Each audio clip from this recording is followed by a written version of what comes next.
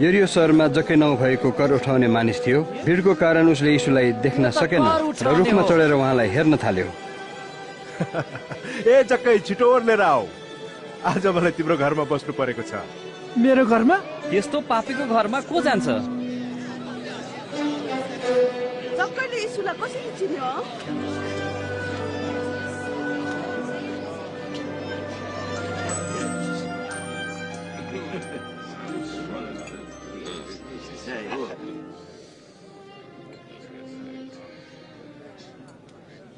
हेर्नुहोस्, म आफ्नो सम्पत्तिको आधा भाग गरिबहरूलाई दिन्छु र कसैबाट अन्यायपूर्वक केही लिएको छु भने म त्यसको 4 गुणा फिर्ता गरिदिनेछु।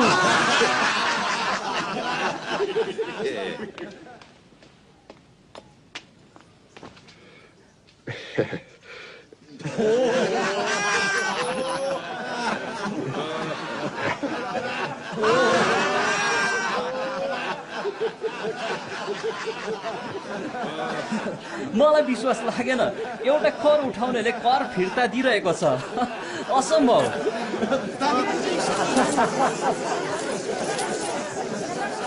आज यस घरमा मुक्ति आएको छ किनभने यिनी पनि अब्राहमका सन्तान हुन्। किनभने मानिसको पुत्र हराएकाहरूलाई खोज्न र उद्धार गर्न आएको हो।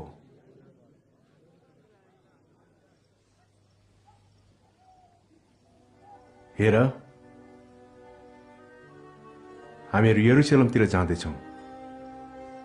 मानिसको पुत्रको विषयमा अगमवक्ताहरूले लेखेको सबै कुरा पूरा हुनेछ, किनभने ऊ अन्य जातिहरूको हातमा सुम्पिनेछ र तिनीहरूले उसको गिल्ला गर्नेछन्, उसँग दुर्व्यवहार गर्नेछन् र उसलाई थुक्नेछन्। तिनीहरूले उसलाई मार्नेछन् अनि तेस्रो दिनमा ऊ फेरि जीवित भई उठ्नेछ।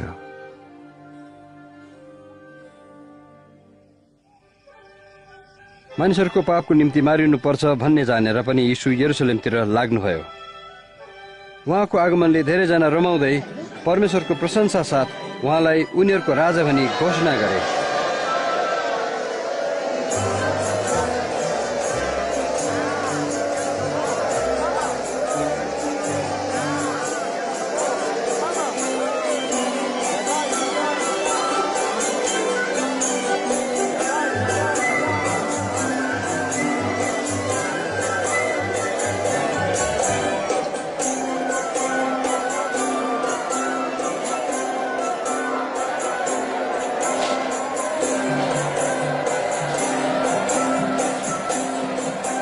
गुरुजू, तपाईको चेलाहरू चुप लागुन् भनी आज्ञा गर्नुहोस्। म भन्दछु यिनीहरू चुप लागे भने यी ढुङ्गाहरूले नै कराउन थाल्नेछन्। स्वर्गमा शान्ति र परमधाममा महिमा होस्।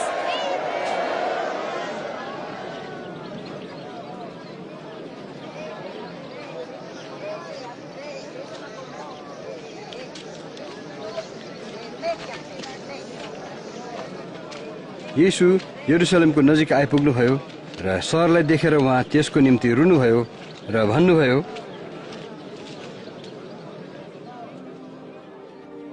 यदि आजको दिन शान्तिको पथले जानेको भए पनि हुने थियो, तर अब तेरो दृष्टिबाट त्यो लुकेको छ। किनकि तमाथि यस्ता दिन आउनेछन् जब तेरा शत्रुहरूले तेरो वरिपरि मोर्चा बाँधेर घेरा हाल्नेछन् र सबैतिरबाट तँलाई थुनेर नष्ट गर्नेछन्। एउटा ढुङ्गा माथि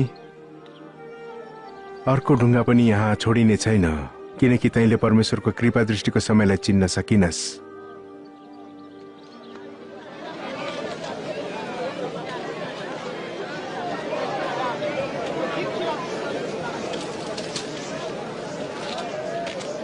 यरुशलेमको पवित्र मन्दिरमा प्रार्थना र आराधना हुन छाडेर एक व्यापारिक केन्द्र बनेको थियो।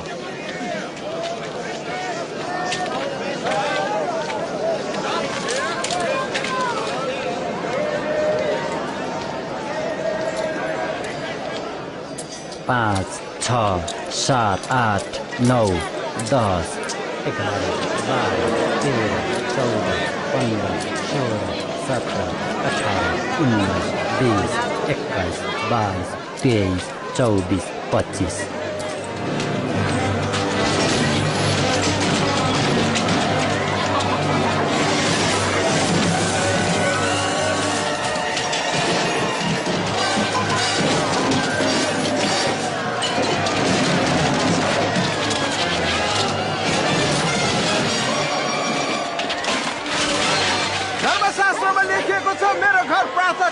हुनेछ। तर तिमीहरूले त यसलाई डाकुहरूको अड्डा बनाएका छौ। उसले मेरो पशुहरू खेदिरहेछ। उसलाई रोक, उसलाई रोक।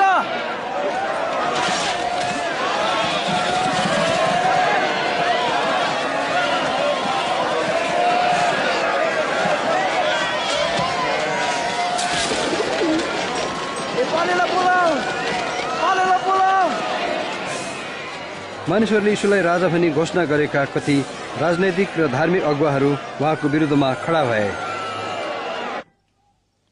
त्यसलाई धेरैले राजा भनी मानेको चाल पाएको छु। राजा? पापीहरूका राजा? यस्ताहरू पहिला पनि आए, यस्ताहरू आउँछन्, ढोल पिट्छन्, त्यसपछि अनि हराउँछन्। अन्धा नहो, उसका पछि लाग्नेहरूको संख्या बढ्दैछ। मानिसहरू उसलाई चाहन्छन्, राजा नै ठान्छन्। हेर, म तिमीहरूलाई चेतावनी दिँदैछु। त्यसले यसरी नै शान्ति खलबलाउँछ भने म तिमीहरूलाई ठिक पार्नेछु।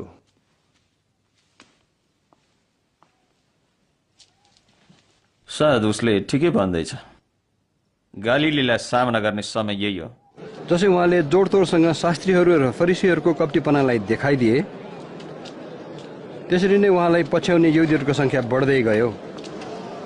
अनि उसरी नै विरोधीहरूले पनि उहाँलाई दोष्याए। एउटी विधुवीले मन्दिरमा 2 पैसा भेटी चढाएकी यीशुले देख्नुभयो। यति थोरै? यति नै दिएको? म भन्छु, यस गरिब विधवाले अरूले भन्दा बढ्ता चढाएकी छिन्, किनभने अरूहरूले तिनीहरूका प्रशस्तताबाट चढाएका छन्। तर गरिब भए पनि यिनले आफ्नो सारा जीविका चढाइन्। लौ भन, यी कुराहरू कुन अधिकारले भन्दछौ? यस्तो अधिकार तिमीलाई कसले दियो? अब म एउटा कुरा सोधौँ, भन्नुहोस्, युहन्नालाई बप्तिस्माको अधिकार परमेश्वरबाट भएको हो कि मानिसबाट?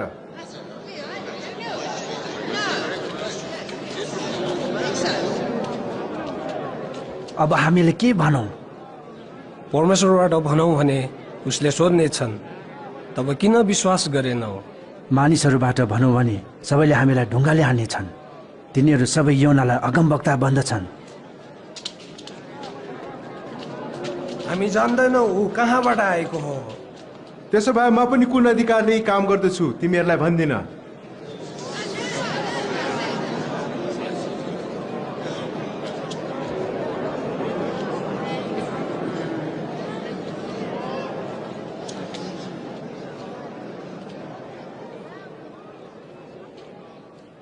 एकजना धनी मानिसले दागबारी लगायो अनि किसानहरूलाई कुतमा दिएर धेरै दिनको निम्ति परदेश लाग्यो। जब फसलको समय आइपुग्यो, त्यसले आफ्नो एउटा दासलाई आफ्नो भाग लिनको निम्ति पठायो। तर किसानहरूले त्यसलाई पिटेर रित्ते हात पठाइदिए। तब उसले अर्कोलाई पठाए, तर किसानहरूले त्यसलाई पनि पिटेर बेइज्जत साथ हातपात गरी रित्ते पठाए। तब उसले तेस्रो दासलाई पठाए, तर किसानहरूले त्यसलाई पनि घाइते बनाएर बाहिर निकालिदिए। तब दागबारीको मालिकले विचार्यो, अब म के गरौँ? म आफ्नो प्यारो छोरालाई पठाउने छु, निश्चय उसलाई त आदर गर्ला। तर किसानहरूले ऊ आउँदै गरेको देखेर आपसमा भने, त्यो त हकदार हो, त्यसलाई मारौँ र त्यसको सम्पत्ति हात पारौँ। हामीलाई अझ धेरै भन्नुहोस् प्रभु। अनि तिनीहरूले दागबारी बाहिर त्यसलाई मारे। अब भन, त्यो दागबारीको मालिकले किसानहरूलाई के गर्ला? ऊ आएर तिनीहरूलाई नाश पार्नेछ र दागबारी अरूहरूलाई दिनेछ। यो वचनको अर्थ के हो त? जुन ढुङ्गालाई डकर्मीहरूले रद्दी भनी फाले, त्यो चाहिँ कुनाको शिर ढुङ्गो बन्यो। त्यस ढुङ्गामाथि लड्ने हरेक चकनाचुर हुनेछ। अनि कसैमाथि त्यो खस्छ भने त्यसलाई धुलो पिठो पार्नेछ। गुरु, हामी जान्दछौँ तपाईँ ठिक सिकाउनुहुन्छ र भन्नुहुन्छ। हामी जान्दछौँ तपाईँले कसैको पक्षपात गर्नुहुन्न, सत्यसित परमेश्वरको इच्छा सिकाउनुहुन्छ। भन्नुहोस्, हामीले रोमी सिजरलाई तिर्दै गरेको कर तिर्न उचित छ कि छैन? होशियार प्रभु, तपाईँलाई छल्दैछन्। मलाई एउटा सिक्का देऊ।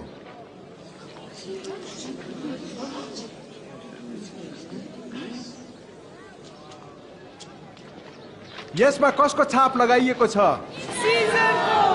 सिजरलाई दिनुपर्ने थोक सिजरलाई नै देऊ र जे परमेश्वरका हुन् परमेश्वरलाई नै देऊ। यस विषयमा के उत्तर दिन्छौ?